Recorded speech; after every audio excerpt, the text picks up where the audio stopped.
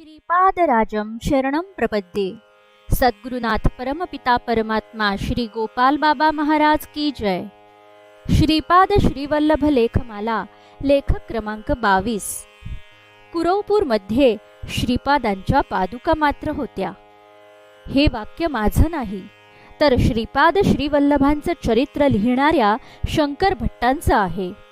इथं त्यानं मात्र हा शब्द का वापरला, तर सन 1350 मध्ये श्रीपाद श्रीवल्लभ गुप्त झाले होते, पण त्यांच्या पादुका मात्र कुरवपुरात होत्या।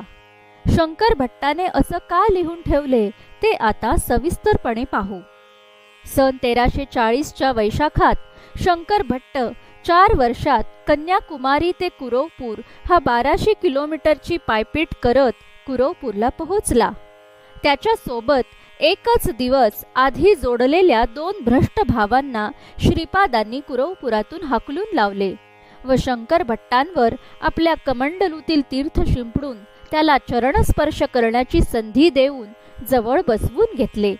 त्यावेळी रविदास आल्याने श्रीपादांनी शंकर भट्टाच्या कपाळावर दाबले आणि शंकर भट्टाला सन 1340 ते 1347 या 7 वर्षांतील रविदासाबाबतच्या अगदी त्याच्या मृत्यूपर्यंतच्या घटना दिसल्या। यानंतर शंकर भट्टाला ध्यान लावण्यासाठी पुन्हा श्रीपादांच्या स्पर्शाची गरज लागली नाही। त्याचं आज्ञाचक्र श्रीपादांनी एकदाच कायम स्वरूपी जागृत करून दिलं असो। रविदासाबद्दलचा चलचित्रपट संपताच शंकर भट्ट भानावर आला, तेव्हा अतिशय मळक्या कपड्यातील वल्लभेश पिठापूरहून श्रीपादांच्या दर्शनास आला होता। लहानपणी आई वडील वारल्यानंतर 4 काकांनी वल्लभेशाला अक्षरशः भिकारी करून टाकले होते। श्रीपाद वल्लभेशाला स्वतः जवळ बसवून घेतात आणि पिठापुरातील सर्वांची चौकशी करतात। त्यावेळी एक गरीब वडील श्रीपादांकडे येत स्वतःच्या मुलीच्या लग्नाची अडचण सांगतात। श्रीपाद आज्ञा करतात की या वल्लभेशाला तुझी मुलगी दे आणि उद्या सकाळी कृष्णेच्या पैल तीरावर गरुड पुराणातील मंत्रांसह दोघांचे लग्न लावून दे। आणि श्रीपाद आशीर्वाद म्हणून हळकुंड देतात। शंकर भट्ट देखील श्रीपाद आज्ञेनुसार लग्नविधीसाठी पैलतीरावर जातात। दुसऱ्या दिवशी सकाळी लग्नविधी संपन्न होऊन सर्वजण पुनश्च श्रीपादांच्या दर्शनास येतात।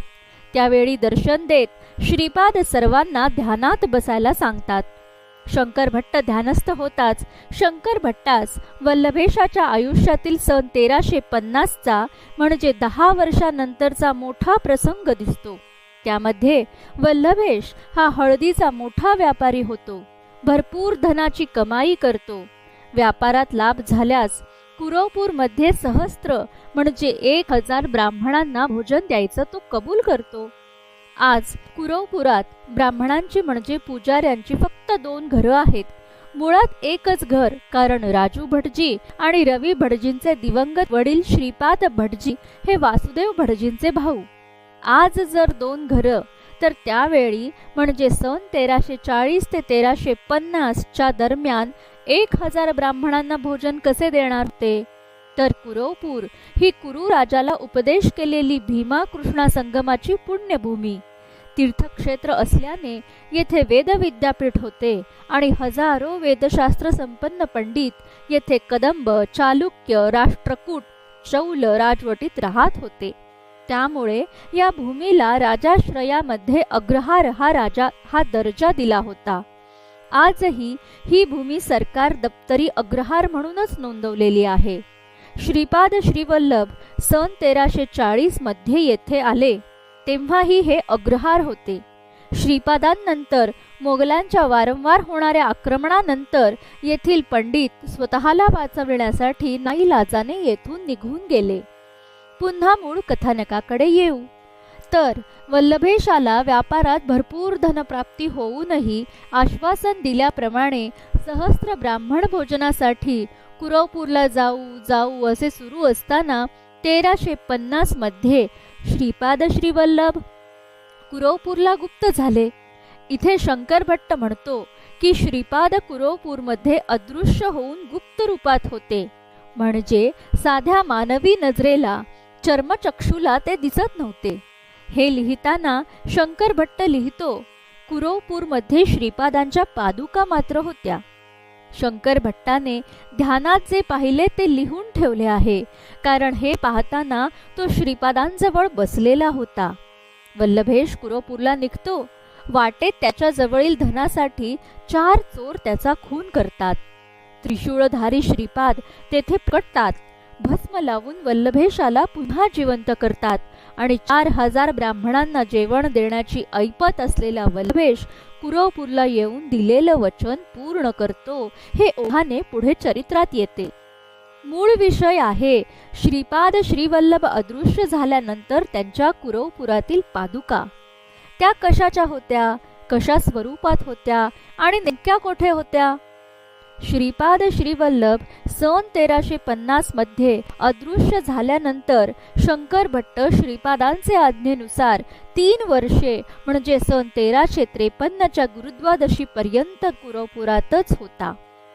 श्रीपाद श्रीवल्लभांनी सन 1350च्या गुरुद्वादशीला माध्यान्हकाळी गुप्त होताना स्वतःच्या पादुका प्रसाद रूपात शंकर भट्टास दिल्या होत्या.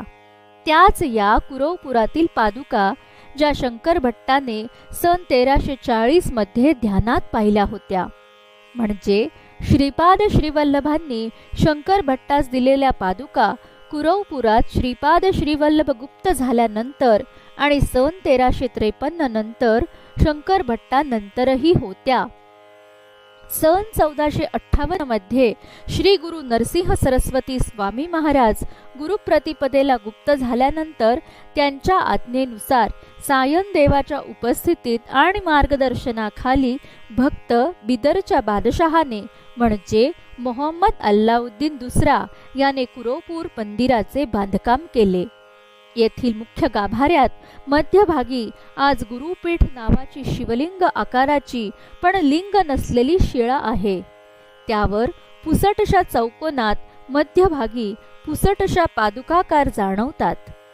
650 वर्षांतील अभिषेकांमुळे त्या झिजल्या असाव्यात. बहुधा ही शिळा श्रीपाद श्रीवल्लभांची बसावयाची शिळा असावी, कारण शंकर भट्टास दिलेल्या पादुका या चल पादुका होत्या. अचल, स्थिर किंवा स्थावर पादुका नव्हत्या. तर शंकर भट्टास प्रसाद रूपात मिळालेल्या पादुका आज कोठे स्थानापन्न आहेत हे श्रीपाद श्रीवल्लभ जाणोत.